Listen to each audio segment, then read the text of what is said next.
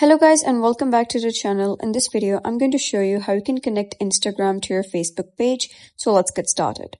First of all, you got to open your Instagram and then click on profile at the bottom right. After that, click on edit profile button and then you'll be redirected to your edit profile section. Scroll down and you should see the option of page, and right next to it, you'll be able to see connect or create. Click on it and then click on continue. After that, it says connect a Facebook page. You're going to click on login to Facebook. And then you'll be redirected to an interface where you're going to log in with your Facebook. Click on continue. If you don't have a Facebook page, you're going to click on create a new Facebook page. And then you'll be able to see a pop-up that says now your Instagram is connected to Facebook.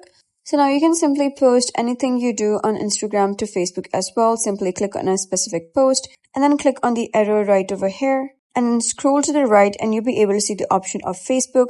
Click on it and all of your Instagram posts will directly be shifted to your Facebook as well.